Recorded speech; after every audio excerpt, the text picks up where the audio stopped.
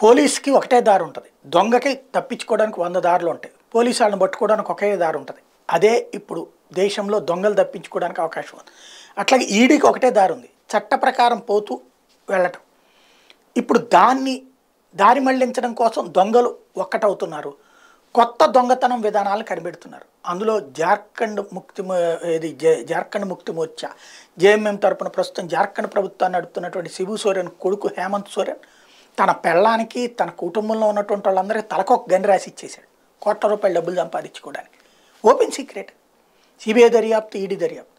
CBI దర్యాప్తు చేసింది, ED డబ్బులతో సహా లెక్కగట్టింది. కానీ విచారణకు రాడు.